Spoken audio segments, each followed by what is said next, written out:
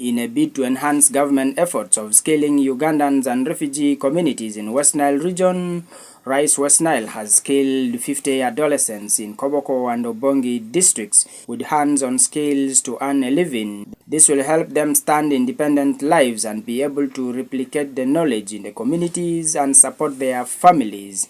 Liberia Munduru, the Senior Operations Coordinator and Coordinator for Strengthening Resilience and Improving Livelihood Project for Refugees and Host Communities, funded by AWO International in the districts of Koboko and Obongi, explains the benefit of the skills training. The SREL project in Koboko and Obongi has supported the youth with startup kits to start their own income-generating activities after completing a 6 months hands-on skills training in Koboko Technical Institute.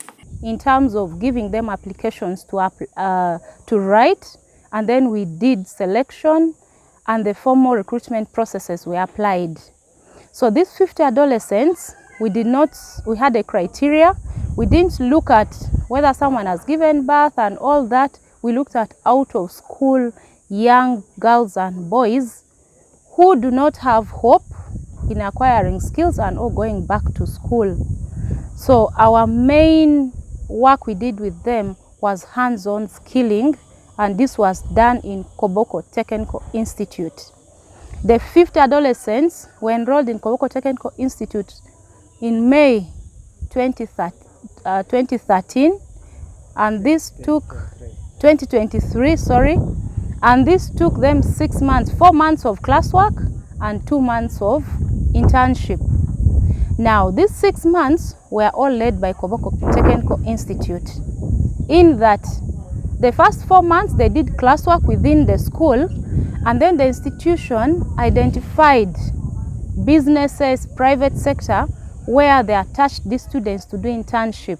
And I am proud to report that of the 50 students, we have about 5 that got retained. They got employed in these institutions. For carpentry, we had 2, and these 2 people, a lady and a gentleman. The lady was employed by the Technical Institute because she emerged the best. Now, the reason as to why we took this Koboko Technical Institute is that they provided an environment for these students to live with all the problems or with all the challenges they come with. For example, some of the girls were pregnant and some of them had babies. So the school was ready to accommodate the ones with babies. They had caretakers. When they're in class, the caretakers of the school will take care of the children, feed them, bathe them, prepare them to sleep, and then the mothers are comfortable in class learning. Same during internship period, and they were in boarding. So this for us was a plus, and this made them to be comfortable. All the 50 completed successfully the course. So today, part of the project is to give them startup kits. These startup kits, we give it to them to start their life.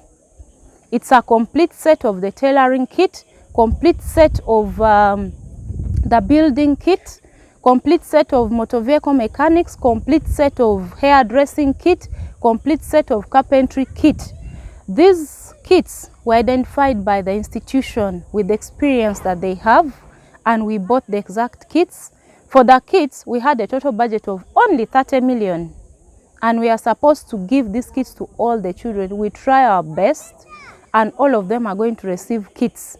The driving teams are going to receive permits. However, because these youth are young compared to the age needed for driving, they acquired the skill, but we can't process the permit now until when they reach 18. There were 2 who were 16 years. That means their permit will be processed in 2025. And the school has agreed to this. We have agreed with the local authorities. We will still follow up that. Meanwhile, those that have qualified, they are going to receive their kits. We have 19 in tailoring.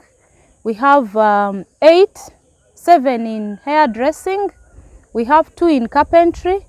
We had 7 in BCP, building and construction, concrete practice. These are all going to receive the kits. Why we thought additionally, after the kits, what we are going to do with them is life skilling. We are going to use the government mode of life skilling so that they acquire life skills, self-confidence, empowerment, leadership, business skills. This is going to aid the way they're going to utilize the kits. We want to do this in a unique way. We have financial literacy training for them, and we're enrolling them for youth, village savings and loans associations. We're also going to register them with the sub-county so that they become a formal institution and they're able to benefit from other government products that come on market. Then thirdly, we're also going to do with them business development skills so that they can do cost benefit analysis, they can build their enterprise, they can be able to work together with people in their community. So we have grouped these adolescents into 10.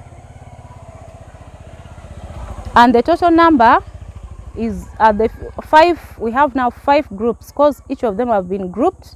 And this cycle is going to do sexual reproductive health awareness in the community for them to be relevant. So we are going to support them. We are going to train them in life skilling. We're also going to support them to move in the community to do awareness so that their peers who did not get an opportunity to get trained can learn from them. So in the project, we have indicated that at least each adolescent should train 2 people in their skill they have acquired to learn from them. So this will increase our multiplier effect of how these adolescents can benefit the community, but also they can earn income. I'm doing hairdressing.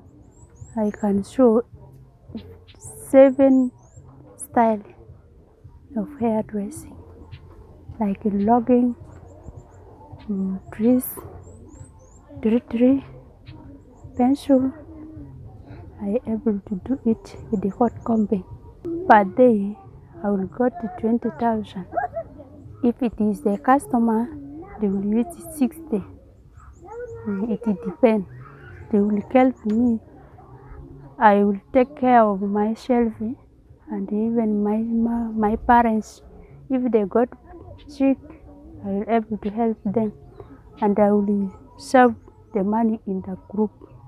I can pay my children school fees. If they got sick, I able to take to hospital or clinic. I was being stayed at the home, relaxing, problem of school fees. Even I lost my own parents. I'm orphan. I have 1 child. Yes, my name is Joseph Lodo. I'm asking it of Emmanuel. We have started this training since last year. They took us to Koboko. For me, I did mechanics. It's a good decision. It's my decision to make mechanics. So I think this will help me in my future and to help our family. Just going to the garage, and then I start a small work from that. Just start earning money. Then this money will just help me in the future. I know I got small knowledge after that. If I start working, if I got money, and then I'll just start helping people who don't have money. Some people that are like these old grandmoms. Yeah, I think I'll help them. I'll also be a role model to them. I'll start teaching them how I get this knowledge, and then I'll just also passing to them. I'll also get knowledge like the one I get. I'll also pass to them. We went to Koboko. We did the training for 4 months, and then they took us for internship for 2 months, which means that 6 months. You can see our partnership is wide because the training approach, as an institution, we implement a 3. One is what is called the institutional based, where we collect all these learners, we take them to Koboko Technical, we accommodate them there, we give them training there. Then the second approach is a community based, where you recruit these learners. Then as an institution, we come with our equipment, we come with our personnel, we conduct the training in the communities. And then the last approach is what is called industrial training based, where we attach these people in labor market. They learn there. I think it is from here that our partnership is a bit wide. On the RAS project, for us as an institution, this is a very big a partnership where we trained 50 benefits trainees. 30 from Koboko, Lubele, particularly Lubele sub-county, then 20 from Obongi. We started this training on the 1st of May 2023 for 6 months. The 6 months was divided into two. The 4 months was the training at the institution level, and this one ended with the DAT assessment, where they were registered, they were presented for DAT assessment, they sat the DAT, and I want to report that they all passed very well, where the best performing person comes from Obongi. Thank you very much. We are done there, and then we went to Koboko Technical. The training was good, and it was interesting training. The reason why I say it was a interesting training, because before we didn't have, let me say that, a such thing like this, and I'm proud, I'm happy, I'm glad, because when they took us to Koboko Technical, Rise West Nile did not leave us, the organization. Our international donors, they did not leave us also. They have kept that for us in Koboko Technical. Good. They do also feed us. They helped us with our kids when we are taking for the training. We got our skills. Before, we never knew any skills, but when they took us to Koboko Technical, we have skills. Even sewing clothes, like let me say, I'm in tailoring department. In tailoring department, the teachings are good. Everything is good in Koboko Technical. They took us May. We have spent there 6 months. For these 6 months, the training was good. Even I'm happy when they brought for us the bags. We were happy. We are like, this organization will not leave us. And until, let me say, when we left, they did not leave us. We came home, they called us that we should come before Xmas and Happy New Year. They also contribute. They gave us some money, 50,000, for buying soap, for helping us at home. As we are helped at school, they buy for us soaps, pads, we saw other things, and we are happy for that training. And today, when yesterday they called us, today we are going to receive our startup kits. I'm happy, I'm glad, because the reason is why at home we are just staying. No one will help us with the soap, like we who are having babies. No one is helping us, and we are married. Even nothing is good at home. When we see our things, we are like, at least we can raise what? Money which can help us. And when our donors and the organization, Rise West Nile, when they are going back, they should not forget us good. Even though they give us the things, we shall do work which we can give us money, so that we can open also big places, so that also we can teach more. Rose Juru, a community-based trainer under the Cyril project, is pleased with the replica effect of the skills attained by the adolescents in the communities who are already serving and changing their lives. Okay, thank you very much. I'm Juru Rose. I'm in Palorinia refugee settlement. I'm one of the community-based trainer under Cyril project. Yeah, the youths that were taken for the training, they were trained, so they transferred the knowledge that was brought from the training to the community. We were so happy because they have not sat down with the knowledge that they come with. Some of them, before that the startup kits were not brought, they joined some of the community members who are doing the same activity that they were trained on. So they were able to earn some little money, to do some savings and change their lives. So we really thank Cyril Project and our International for the support that they gave to our asknets in the community. Secondly, when the youths were trained and they were back, their lives were changed, because they were also they are teaching, actually they are teaching the community also how to be self-reliant in the community. The difference that we are going to experience, so long as they are going to be given the startup kits, they are going to stand on their own, and they are going to also teach the community, and they will be also strong in the community.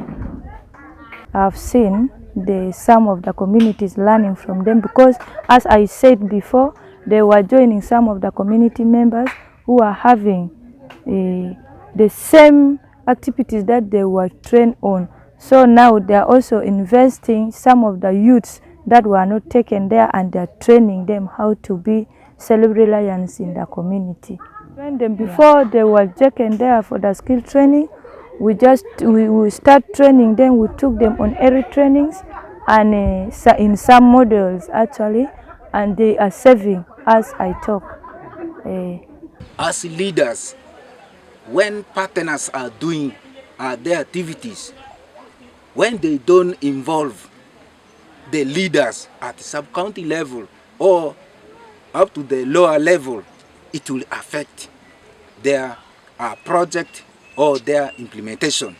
So that is why they said Rise West Nile, they are doing a great job in Palarinya sub-county. We have the programs of government that we say basically PDM. PDM is even a support to the community. So from there, which means the support that they have given to my community, so government will add something to make my community to move ahead, to bring changes, to even support actually our offices.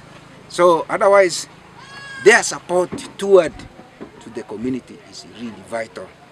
Jonathan Matata, the Assistant Settlement Commandant, Palorinya Refugee Settlement, commends Rise West Nile for the practical work done in changing lives of refugees and host communities as an indigenous organization in West Nile region. This, he said, will be a huge change for the communities, tasking the beneficiaries to replicate the knowledge attained and be able to change others. Since I came to Palorinya, I am in Palorinya now for almost 3 months. But I want to say, for this function, or for this kind of function, it is my second time to be here, and also courtesy of Rise for the similar function of distributing startup kits. And I remember the inspector of schools, you were here, chairman yourself, you were here. The project that closed, Bonga project, something like that. Yeah. And we are here giving the same tools to the trainees of that time. So upon this, I want to thank Rise West Nile for your visible and demonstrable activities that you do with our community. It is not by mistake when we talk about you shining in the region, both in the development and humanitarian intervention. I have the opportunity to have worked in almost 3 or 4 settlements within this region. And I can assure you, Rise is one of the leading local organizations that we have. Chairman RWC was talking about one of our focus as localization, to make sure that we have local partners that have local solutions and that are here to stay, not to go. We have the international organizations, probably they come during the emergency time, and within a short time they cannot afford to stay any longer because of the cost of the overhead cost of humanitarian, of meeting the cost of the labor. So when we have our local organizations employing our local people, it is a plus for us. So thank you, Rice, for that. Number two, I want to congratulate you, the students who are passed out today, upon your very successful completion of this course, and also from the principal's report that you have been disciplined learners. That's why you're able to pass this course highly. So I congratulate you, and I want to reiterate that this is just the beginning. You have finished the first race, you're now going into the next move, which can even be harder because of presenting yourself or making yourself relevant in this job market. The job market is so tight, both for the formal and informal. So if you are not relevant, if you are not visible, you'll die in thin air. You'll just disappear. With all these papers you have, you can imagine. So the struggle still continues. The parents have done their best. Rice has done their best. It is now you to be able to market yourselves. I want to also reiterate the issue of formalizing your groups. Now the policy is both government and non-government, we deal with the registered individuals and organizations or companies. If you are not registered, my friend, you will never get opportunity to work for these NGOs and even for the government. Report compiled by Robert Ariaka for the news.